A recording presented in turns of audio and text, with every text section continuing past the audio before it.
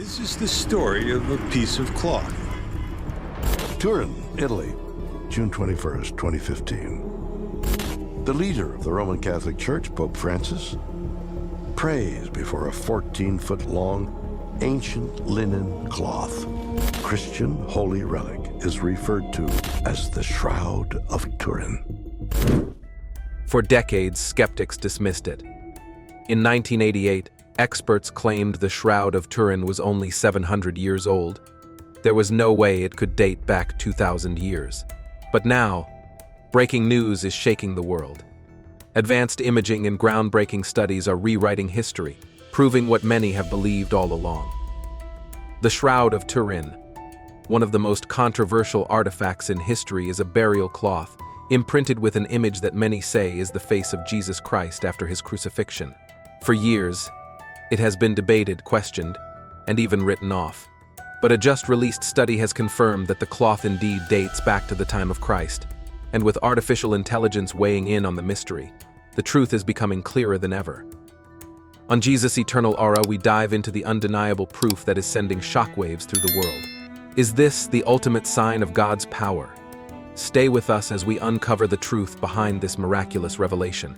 I believe this is indeed the burial shroud of Jesus that the Gospels, all four, tell us about. Dr. Jeremiah Johnson, a respected apologetics pastor at Prestonwood Baptist Church, is also the president of the Christian Thinker Society and the author of Body of Proof. He is known for his in-depth study of Christian theology and historical evidence supporting the faith. In a recent discussion, he described what he believes to be one of the most significant Christian discoveries of the year, compelling new evidence surrounding the Shroud of Turin. For years, the Shroud of Turin has been a subject of great debate. Many have dismissed it as a medieval forgery, with carbon dating studies from the late 1980s suggesting that it was only about 700 years old. Some have even associated the relic primarily with Catholic tradition, making it less significant to other branches of Christianity.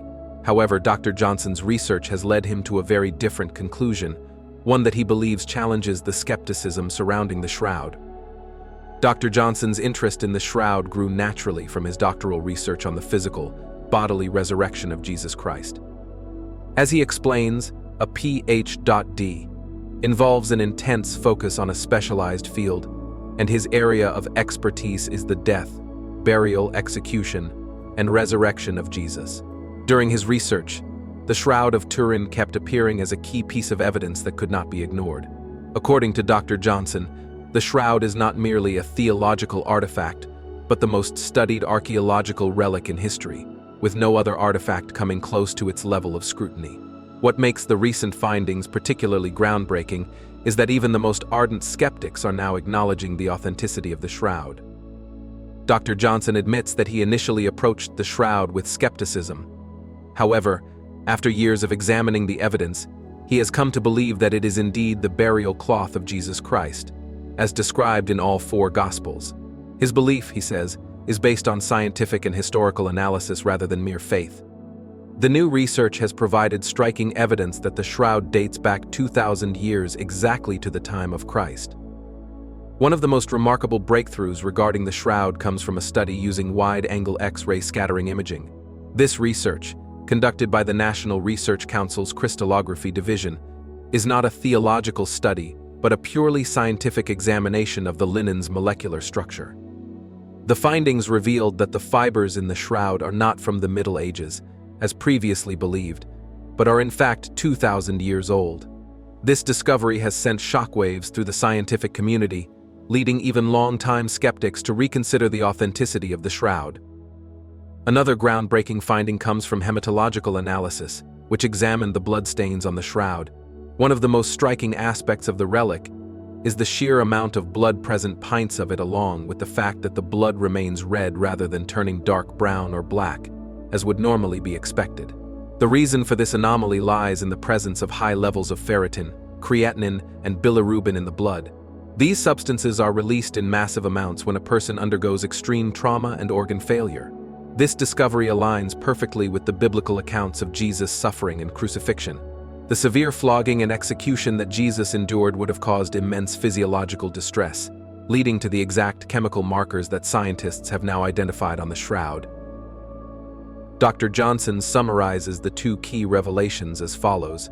First, the new X-ray scattering analysis confirms that the shroud is 2,000 years old, and second, the hematological studies show that the man wrapped in the cloth suffered immense trauma consistent with the gospel accounts of Jesus' crucifixion.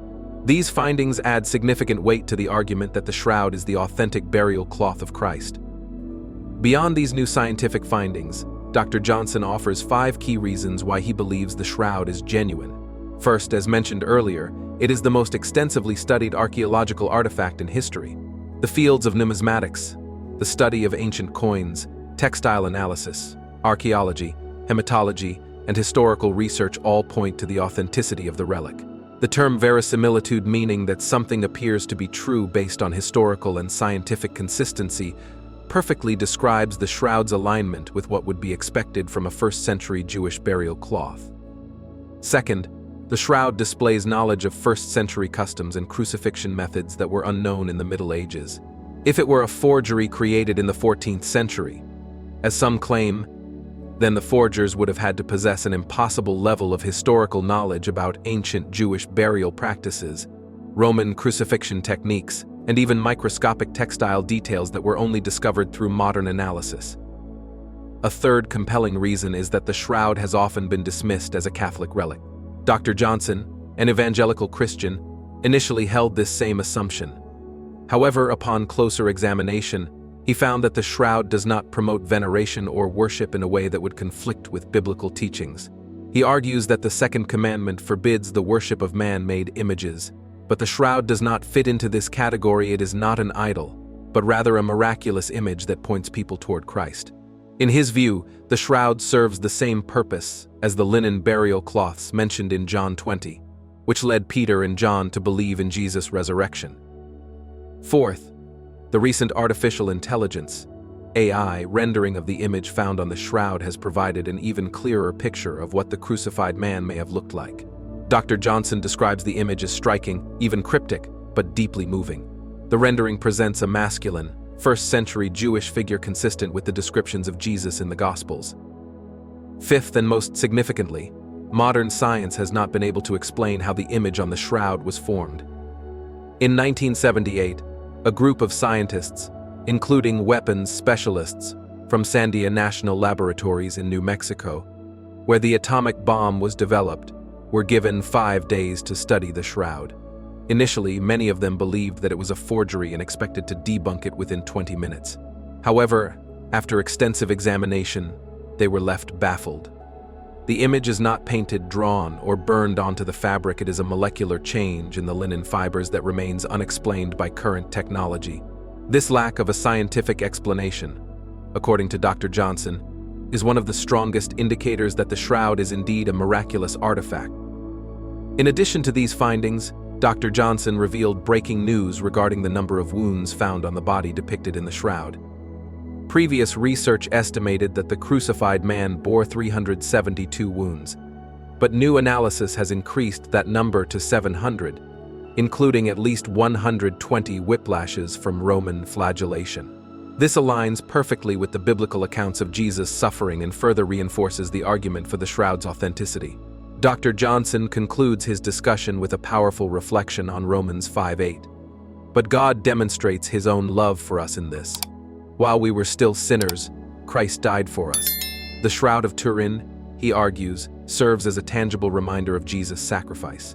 The wounds imprinted on the linen testify to the immense suffering Christ endured out of love for humanity. Far from being an object of veneration, the shroud compels believers to reflect on the reality of the crucifixion and the hope of the resurrection. As more research emerges, the debate over the Shroud of Turin is far from over.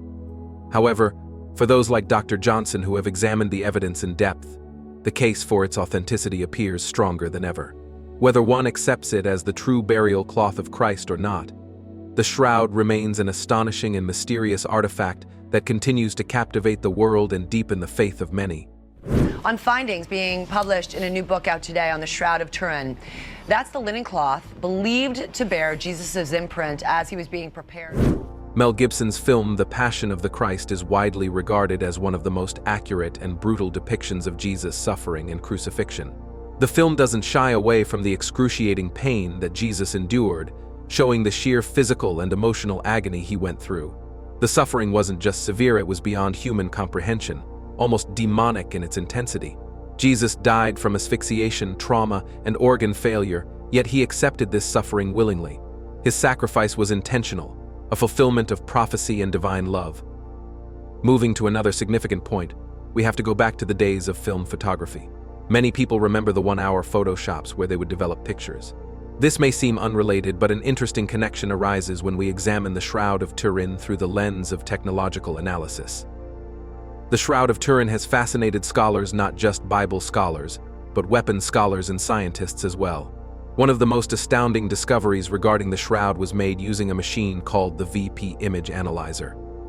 This was a piece of technology developed in the 1970s for analyzing space images, and when applied to the shroud, something remarkable happened.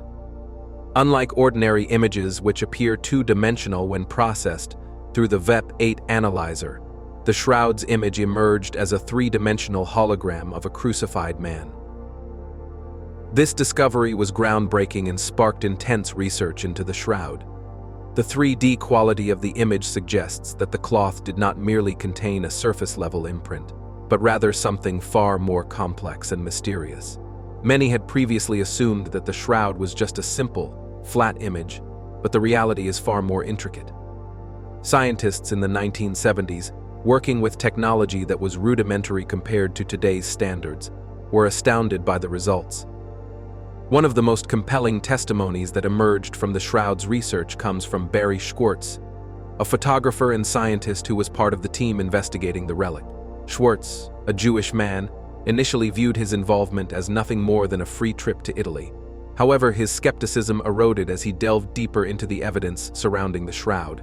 What he saw and documented convinced him beyond a doubt that this was indeed the burial cloth of Jesus Christ. Schwartz, who had been a lapsed Jew, ultimately came to believe in the truth of Jesus' resurrection because of his research into the shroud. His transformation is a powerful reminder that faith is often built on evidence, not just emotion or tradition. His story aligns with that of other scholars who have approached the shroud with skepticism, only to leave with a firm belief in its authenticity. The way Jesus died corresponds in remarkable detail to the wounds and markings found on the shroud. The evidence suggests that the man wrapped in the cloth suffered a form of execution that mirrors Roman crucifixion, particularly as it was practiced in first-century Jerusalem. The presence of scourge marks, wounds from a crown of thorns, nail punctures in the wrists and feet, and a pierced side all align with the biblical account of Jesus' death. The historical accuracy of the shroud's image strengthens the case for its authenticity. While skeptics argue that faith should not rely on material evidence, faith is always defined by its object. We do not simply have faith in faith itself, rather we believe because of the evidence that supports our convictions. The Shroud of Turin stands as one of the most compelling pieces of physical evidence for the resurrection of Jesus Christ. The Shroud of Turin is this amazing relic. At bottom, it's a piece of cloth. Faith and evidence in prophetic times. We live in times of profound biblical significance. As wars and conflicts erupt around the world, particularly in Israel and Jerusalem, we see prophecies unfolding before our eyes. In such a time as this, the emergence of new evidence supporting the resurrection of Jesus should not be taken lightly. It is a reminder that faith is not blind, it is grounded in truth. Some people, despite overwhelming evidence, refuse to believe. This is not a new phenomenon. In John 11, after Jesus raised Lazarus from the dead, the Pharisees still rejected him. Their hearts were hardened despite witnessing a miracle. Today we see a similar resistance among those who refuse to acknowledge the evidence for Jesus' resurrection. One of the main reasons skeptics dismissed the shroud was due to the 1988 radiocarbon dating, which suggested that the cloth was only about 700 years old. This led many to conclude that the shroud was merely a medieval forgery. However, more recent research has shown that the 1988 results were completely erroneous. Contaminants, reweaving, and testing of a repair section of the cloth rather than the original fabric have all been cited as major flaws in the original carbon dating process. Modern scientific techniques have provided more accurate dating, placing the shroud's origins much closer to the time of Christ. This breaking news is crucial, as it invalidates one of the strongest arguments against the shroud's authenticity. It reopens the discussion, challenging skeptics to reassess their conclusions in light of the new data. Another fascinating detail is the connection between C.S. Lewis, the great Christian thinker of the 20th century, and the Shroud of Turin. During a visit to Lewis' home in Oxford, it was discovered that a depiction of the shroud was hanging in his bedroom. This was a powerful testament to Lewis' belief in the reality of Jesus Christ. For Lewis, the shroud was more than an artifact, it was a reminder that God has a face, and that face is Jesus Christ. Every morning, Lewis would wake up and see this representation of Christ's suffering and resurrection. If a man as intellectually rigorous and spiritually profound as C.S. Lewis found inspiration in the shroud, then surely we can as well. Faith requires an ongoing pursuit of truth. The most dangerous spiritual condition is to stop seeking truth altogether. The moment we become complacent, we risk losing our faith. That is why platforms that explore evidence for Christianity are so important. They encourage us to engage deeply with our beliefs and strengthen our conviction. We must continue to be seekers of truth, just as Peter and John ran to the tomb to see if it was empty. Their faith was not just emotional, it was based on what they saw with their own eyes. Likewise, we should examine the evidence, whether it be the Shroud of Turin, the biblical record, or the testimonies of transformed lives. Lord, we want to be like Peter and John. We want to run to the tomb and see for ourselves that it is empty. We want to behold the evidence of your resurrection and proclaim to the world that Jesus Christ is alive. Thank you for giving us hope through the power of the resurrection. We ask that you continue to equip us with truth and strengthen our faith in these prophetic times. Bless those who seek truth and those who share it with others. May we be bold in our witness and unwavering in our belief. In Jesus' name, amen. For those watching and reading, make sure to stay engaged with the truth. Subscribe to sources that explore biblical evidence, share this message with your friends, and continue to grow in faith. The Shroud of Turin is one of many signs that point to the reality of Jesus' resurrection. God bless you all. An Israeli archaeologist says he found the legendary citadel captured by King David. Archaeologist Eli Shukran found the citadel in East Jerusalem. When Eilat Mazar realized she discovered an ancient structure near Jerusalem, she turned to the Bible to help explain what she found. And she learned that this new discovery supports the biblical accounts of King David and his son Solomon. King Solomon is an intriguing figure because the Bible makes so many claims about him, controlling vast amounts of territory. King Solomon, renowned for his unparalleled wisdom and the majestic temple that once graced Jerusalem's skyline, left a legacy that echoes through the ages.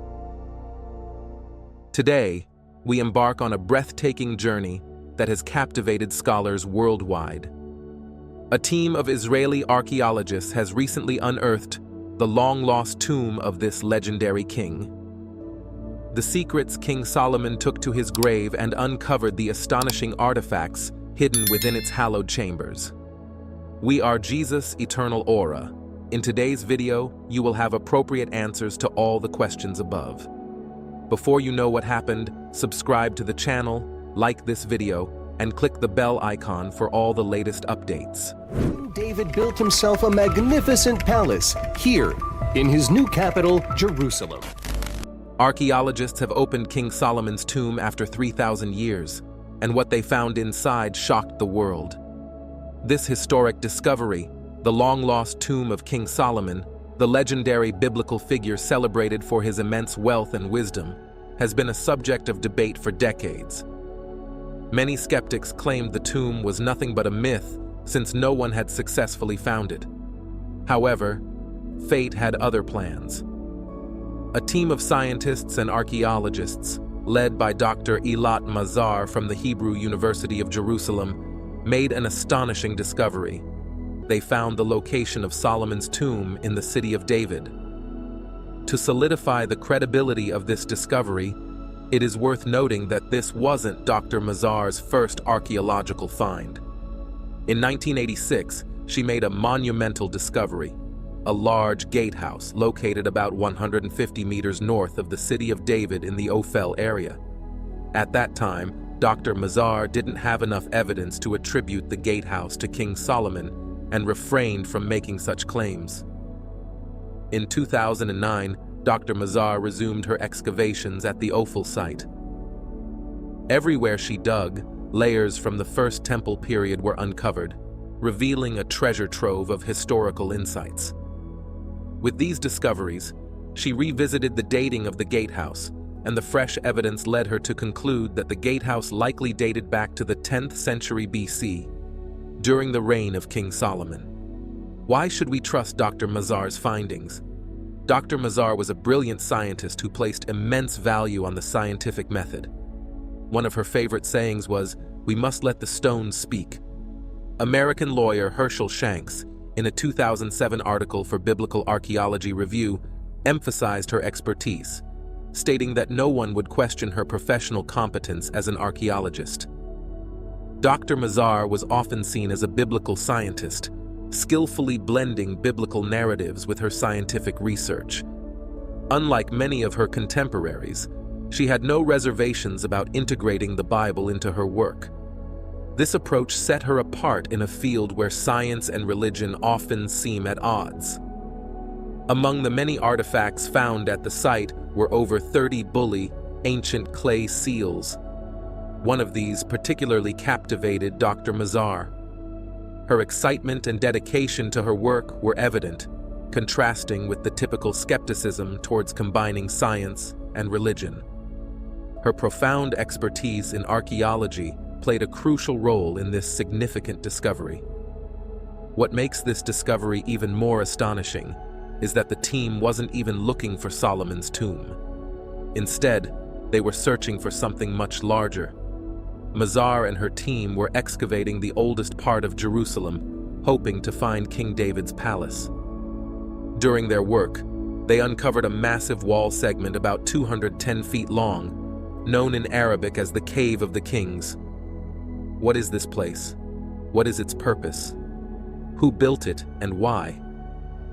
The archaeologists were eager to find out. The segment they uncovered included a gatehouse, a corner tower, and a royal structure. The archaeologists were stunned by the wall's size, suspecting it might be part of an even grander building, like a temple or palace. They were thrilled at the possibility that this structure was connected to King Solomon's reign. Radiocarbon dating indicated that the site was from the period when King Solomon ruled.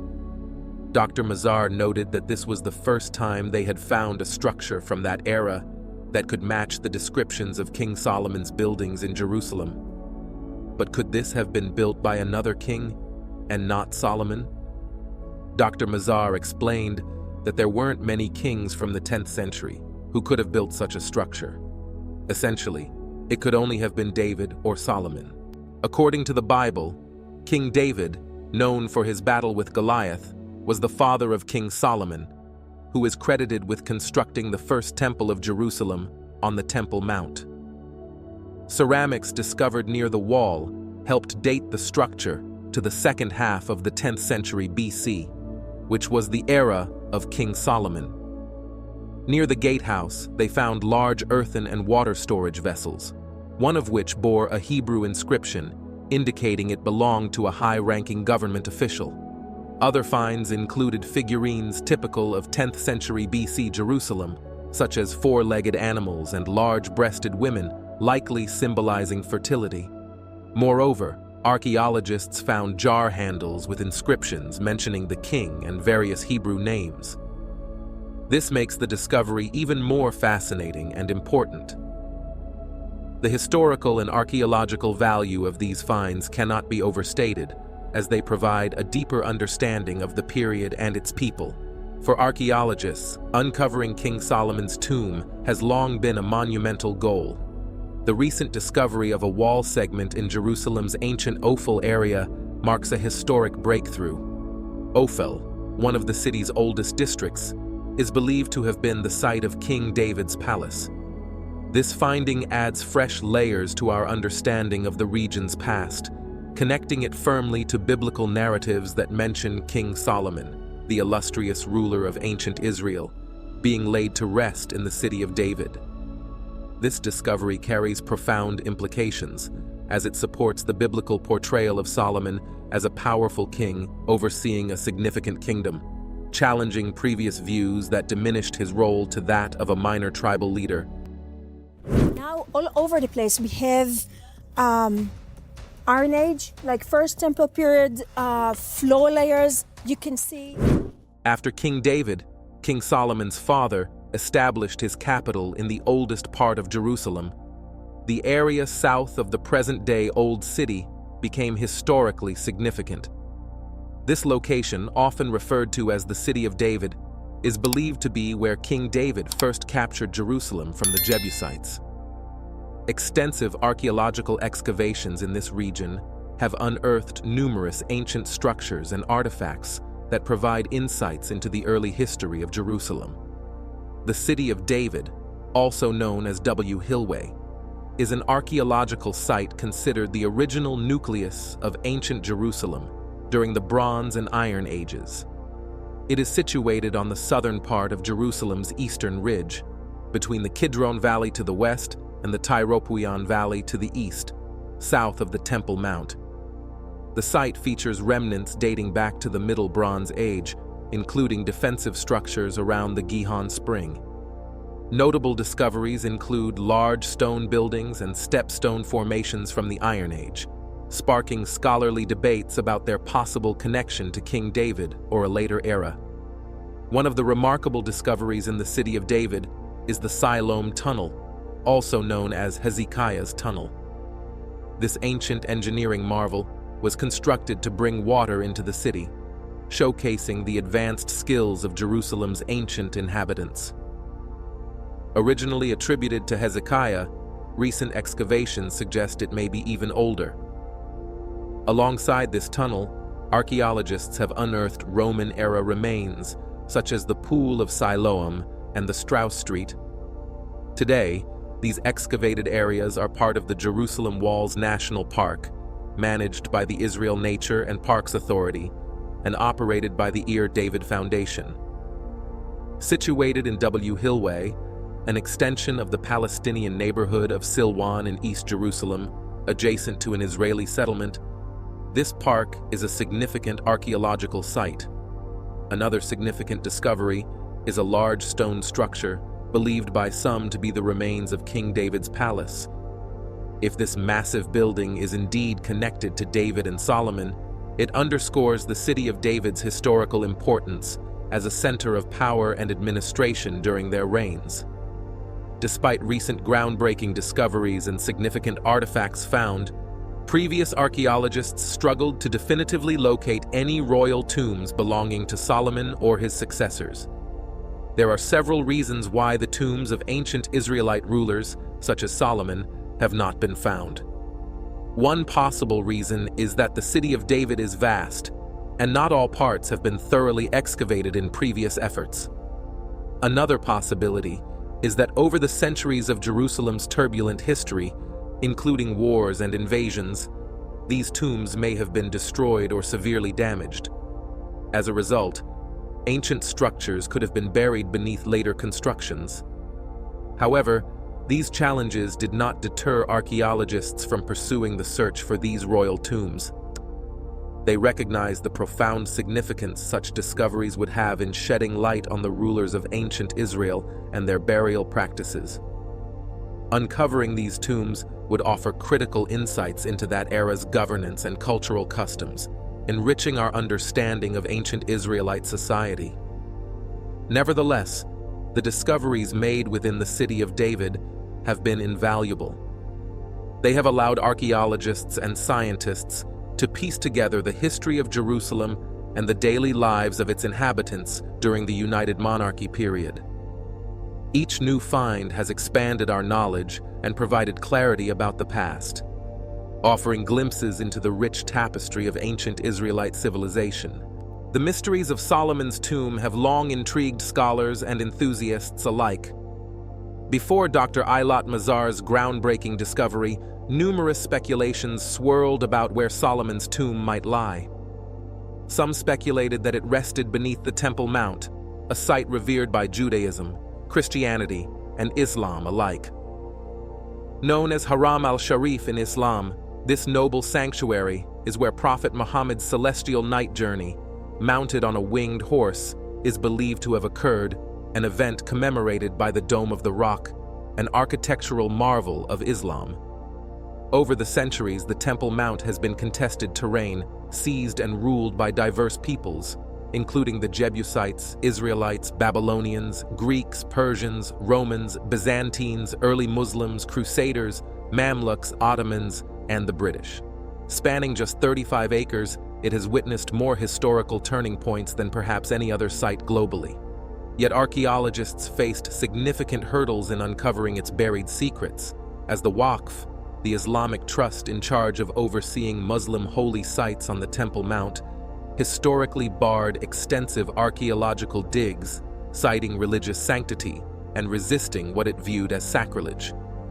Despite sporadic surveys by adventurous Europeans in the late 19th century and limited excavations by the British during the renovation of the Al-Aqsa Mosque in the early 20th century, the depths beneath the Temple Mount remained largely unexplored. This limited exploration meant that even if Solomon's tomb lay concealed there, finding it remained a formidable challenge. Without systematic investigation, the notion of hidden chambers beneath the Temple Mount, while intriguing, remained speculative due to the absence of conclusive evidence. Ancient texts and traditions hint at royal burials near or around the Temple Mount, with stories suggesting that kings like Solomon were possibly interred close to this sacred precinct. The connection to Solomon's temple, the epicenter of Israelite worship built under King Solomon's guidance, further fueled beliefs that his final resting place might be close to this revered structure. Additionally, some ancient texts allude to hidden chambers and secret passages beneath the revered Temple Mount, suggesting the existence of rooms or tunnels where significant artifacts, possibly including royal tombs, might have been concealed. Unfortunately, the inability to explore these areas makes it challenging to substantiate these intriguing tales. Archaeologists have conducted meticulous investigations around the Temple Mount, but have yet to unearth definitive evidence of Solomon's tomb. These efforts are carefully executed to preserve the site's integrity and historical significance. While these excavations have yielded fascinating artifacts and structures, the mystery of Solomon's final resting place remains. The city of David has been the most excavated site in Israel over the past 150 years. Here you can see the remains of King David's palace. The question of Solomon's tomb has intrigued historians, archaeologists, and religious enthusiasts for centuries. The mystery remains unresolved, with various theories suggesting different possible locations for the final resting place of this legendary king. One popular theory speculates that Solomon's tomb lies within the Temple Mount, a site of profound significance for archaeology and history. The discovery of Solomon's tomb there would be monumental, yet the quest for this tomb extends beyond the Temple Mount. Mount Zion has also been proposed as a possible site for Solomon's tomb. Traditionally associated with the city of David, this belief originates from a historical misunderstanding. King David's actual burial site lies in the southeastern part of Jerusalem's Old City, in an area known as the City of David. Early 20th century excavations by French archaeologist Raymond Weil uncovered structures believed to be royal tombs in this area. Today, it is widely accepted that David was buried in the City of David, south of the Temple Mount, debunking the notion that Solomon's tomb might be on Mount Zion. According to some accounts, there is a belief that Solomon's body was taken to Ethiopia and buried in a hidden place. This idea is supported by long-standing Ethiopian traditions, which claim to possess relics connected to Solomon, including his crown and throne. Another theory proposes that Solomon's body may not have been buried at all, but could have been cremated or otherwise destroyed. This theory arises from the lack of clear evidence or archaeological discoveries definitively identifying the location of Solomon's tomb. The mystery surrounding Solomon's ultimate resting place remains a captivating topic for scholars, historians, and archaeologists, continuing to be shrouded in uncertainty and intrigue. Deep beneath the bustling streets of Jerusalem's old city lies a hidden world of mystery and legend known as Zedekiah's Cave. Also called Solomon's Quarries, this enormous limestone quarry has fascinated scholars, adventurers, and curious visitors for centuries. Legend has it that this vast underground chamber, stretching over 5 city blocks, served as a hiding place for King Zedekiah, a Judean ruler from the 6th century BCE, during the siege of Jerusalem. According to the biblical commentator Shlomo Yaki, affectionately known as Rashi, King Zedekiah sought refuge in the cave as the Babylonian army advanced. Rashi describes a thrilling tale of Zedekiah's escape, where God sent a deer running above ground to guide the pursuing soldiers to the cave's exit just as Zedekiah emerged, allowing them to capture and blind him. This chilling story adds to the cave's allure. Zedekiah's cave has also sparked interest due to its connection to the Freemasons.